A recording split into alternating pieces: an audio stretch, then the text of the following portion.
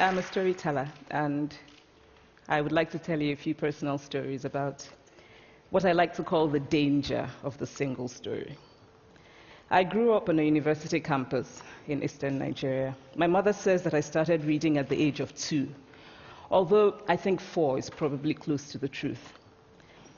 So I was an early reader, and what I read were British and American children's books. I was also an early writer. And when I began to write at about the age of 7, stories in pencil with crayon illustrations that my poor mother was obligated to read, I wrote exactly the kinds of stories I was reading. All my characters were white and blue-eyed. They played in the snow. They ate apples. And they talked a lot about the weather, how lovely it was that the sun had come out. Now, this despite the fact that I lived in Nigeria. I had never been outside Nigeria. We didn't have snow. We ate mangoes. And we never talked about the weather because there was no need to. My characters also drank a lot of ginger beer because the characters in the British books I read drank ginger beer. Never mind that I had no idea what ginger beer was. And for many years afterwards, I would have a desperate desire to taste ginger beer. But that is another story. What this demonstrates, I think, is how impressionable and vulnerable we are in the face of a story, particularly as children. Because all I had read were books in which characters were foreign, I had become convinced that books, by their very nature, had to have foreigners in them and had to be about things with which I could not personally identify. Now, things changed when I discovered African books. There weren't many of them available, and they weren't quite as easy to find as the foreign books, but because of writers like Chinua Achebe and Kamaralaye, I went through a mental shift in my perception of literature. I realized that people like me, girls with skin the color of chocolate, whose kinky hair could not form ponytails, could also exist in literature. I started to write about things I recognized. Now, I loved those American and British books I read. They stirred my imagination. They opened up new worlds for me. But the unintended consequence was that I did not know that people like me could exist in literature. So what the discovery of African writers did for me was this. It saved me from having a single story of what books are. I come from a conventional middle-class Nigerian family. My father was a professor. My mother was an administrator. And so we had, as was the norm, live-in domestic help who would often come from nearby rural villages. So the year I turned 8, we got a new houseboy. His name was Fide. The only thing my mother told us about him was that his family was very poor. My mother sent yams and rice and our old clothes to his family. And when I didn't finish my dinner, my mother would say, "Finish your food. Don't you know people like Fide's family have nothing?" So I felt enormous pity for Fide's family. Then one Saturday, we went to his village to visit. And his mother showed us a beautifully patterned basket made of dyed raffia that his brother had made. I was startled. It had not occurred to me that anybody in his family could actually make something. All I had heard about them was how poor they were, so that it had become impossible for me to see them as anything else but poor. Their poverty was my single story of them. Years later, I thought about this when I left Nigeria to go to university in the United States. I was 19. My American roommate was shocked by me. She asked where I had learned to speak English so well and was confused when I said that Nigeria happened to have English as its official language. She asked if she could listen to what she called my tribal music, and was consequently very disappointed when I produced my tape of Mariah Carey. She assumed that I did not know how to use a stove. What struck me was this. She had felt sorry for me even before she saw me. Her default position toward me, as an African, was a kind of patronizing, well-meaning pity. My roommate had a single story of Africa, a single story of catastrophe. In this single story, there was no possibility of Africans being similar to her in any way, no possibility of feelings more complex than pity, no possibility of a connection as human equals. I must say that before I went to the US, I didn't consciously identify as African. But in the US, whenever Africa came up, people turned to me, never mind that I knew nothing about places like Namibia. But I did come to embrace this new identity, and in many ways I think of myself now as African, although I still get quite irritable when Africa is referred to as a country, the most recent example being my otherwise wonderful flight from Lagos 2 days ago, in which there was an announcement on the Virgin flight about their charity walk in India, Africa, and other countries. So after I had spent some years in the US as an African, I began to understand my roommate's response to me. If I had not grown up in Nigeria, and if all I knew about Africa were from popular images, I too would think that Africa was a place of beautiful landscapes, beautiful animals, and incomprehensible people fighting senseless wars, dying of poverty and AIDS, unable to speak for themselves, and waiting to be saved by a kind white foreigner. I would see Africans in the same way that I, as a child, had seen Fide's family. This single story of Africa ultimately comes, I think, from Western literature. Now, here's a quote from the writing of a London merchant called John Locke, who sailed to West Africa in 1561 and kept a fascinating account of his voyage. After referring to the black Africans as beasts who have no houses, he writes, "They are also people without heads, having their mouths and eyes in their breasts." Now, I've laughed every time I've read this, and one must admire the imagination of John Locke. But what is important about his writing is that it represents the beginning of a tradition of telling African stories in the West, a tradition of sub-Saharan Africa as a place of negatives, of difference, of darkness, of people who, in the words of the wonderful poet Rudyard Kipling, are half devil, half child. And so I began to realize that my American roommate must have, throughout her life, seen and heard different versions of this single story. As had a professor who once told me that my novel was not authentically African.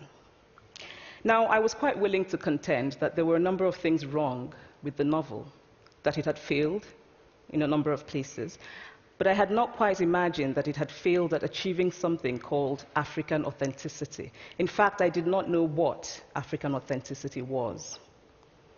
The professor told me that my characters were too much like him, an educated and middle-class man. My characters drove cars. They were not starving. Therefore, they were not authentically African. But I must quickly add that I, too, am just as guilty on the question of the single story. A few years ago, I visited Mexico from the US. The political climate in the US at the time was tense, and there were debates going on about immigration.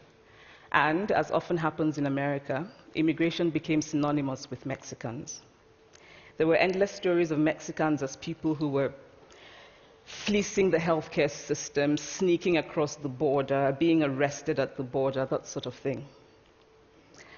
I remember walking around on my first day in Guadalajara, watching the people going to work, rolling up tortillas in the marketplace, smoking, laughing. I remember first feeling slight surprise, and then I was overwhelmed with shame. I realized that I had been so immersed in the media coverage of Mexicans that they had become one thing in my mind, the abject immigrant.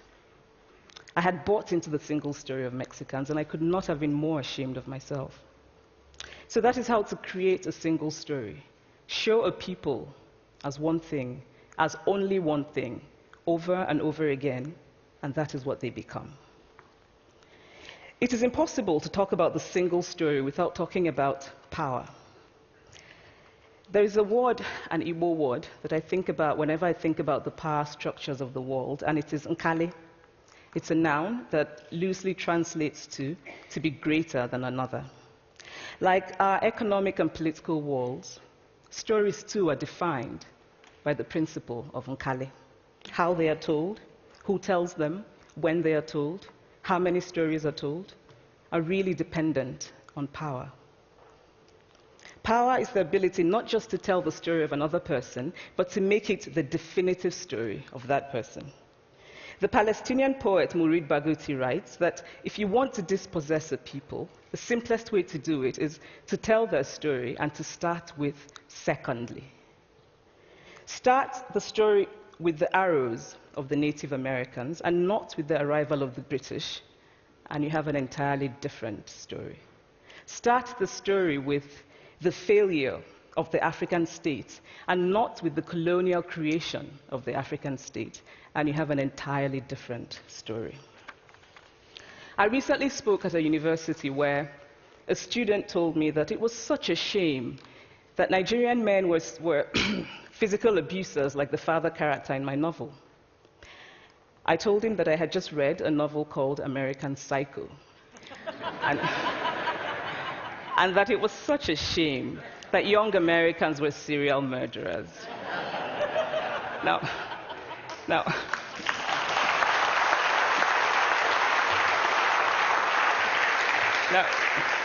obviously, I said this in a fit of mild irritation, but it would never have occurred to me to think that just because I had read a novel in which a character was a serial killer, that he was somehow representative of all Americans.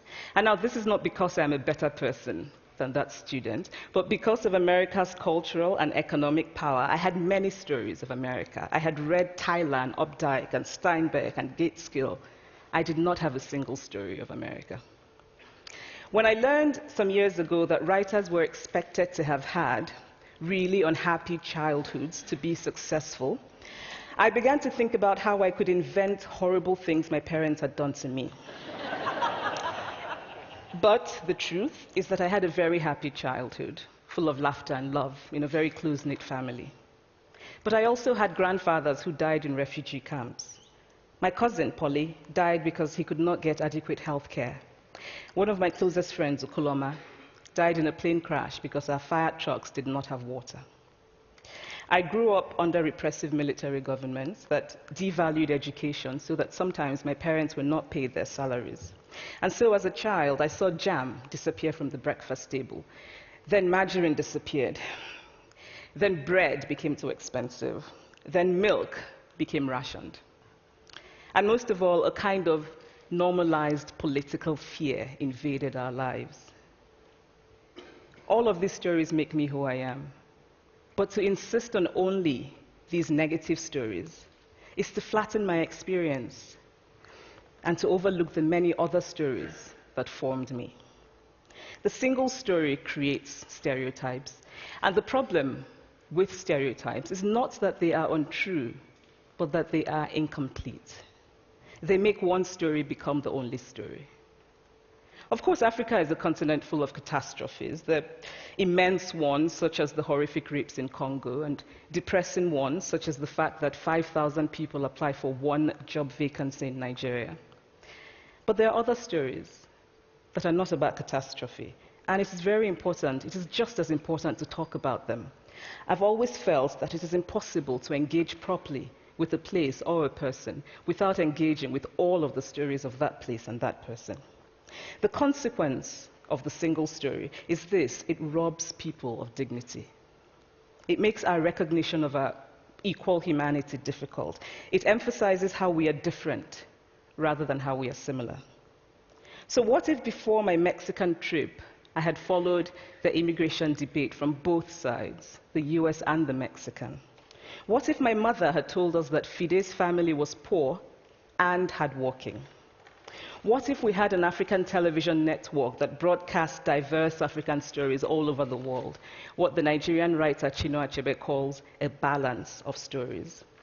What if my roommate knew about my Nigerian publisher, Mukhtar Bakare, a remarkable man who left his job in a bank to follow his dream and start a publishing house?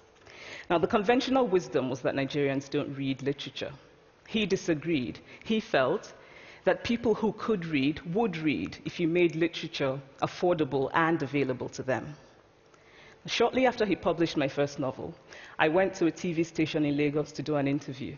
And a woman who worked there as a messenger came up to me and said, "I really liked your novel. I didn't like the ending. Now you must write a sequel, and this is what will happen." And she went on to tell me what to write in the sequel. Now, I was not only charmed, I was very moved. Here was a woman, part of the ordinary masses of Nigerians who were not supposed to be readers. She had not only read the book, but she had taken ownership of it and felt justified in telling me what to write in the sequel. Now, what if my roommate knew about my friend, Fumi Yonda, a fearless woman who hosts a TV show in Lagos and is determined to tell the stories that we prefer to forget? What if my roommate knew about the heart procedure that was performed in the Lagos hospital last week? What if my roommate knew about contemporary Nigerian music, talented people singing in English and Pidgin and Igbo and Yoruba and Ijo, mixing influences from Jay-Z to Fela to Bob Marley to their grandfathers? What if my roommate knew about the female lawyer who recently went to court in Nigeria to challenge a ridiculous law that required women to get their husband's consent before renewing their passports? What if my roommate knew about Nollywood, full of innovative people making films despite great technical odds? Films so popular that they really are the best example of Nigerians consuming what they produce. What if my roommate knew about my wonderfully ambitious hair braider who has just started her own business selling hair extensions? Or about the millions of other Nigerians who start businesses and sometimes fail, but continue to nurse ambition? Every time I am home, I am confronted with the usual sources of irritation for most Nigerians: our failed infrastructure, our failed government, but also by the incredible resilience of people who thrive despite the government rather than because of it. I teach writing workshops in Lagos every summer, and it is amazing to me how many people apply, how many people are eager to write, to tell stories. My Nigerian publisher and I have just started a non-profit called Farafina Trust, and we have big dreams of building libraries and refurbishing libraries that already exist and providing books for state schools that don't have anything in their libraries, and also of organizing lots and lots of workshops on reading and writing for all the people who are eager to tell our many stories. Stories matter. Many stories matter. Stories have been used to dispossess and to malign, but stories can also be used to empower and to humanize. Stories can break the dignity of a people, but stories can also repair that broken dignity. The American writer Alice Walker wrote this about her southern relatives who had moved to the north, and she introduced them to a book about the southern life that they had left behind. They sat around reading the book themselves, listening to me read the book, and a kind of paradise was regained.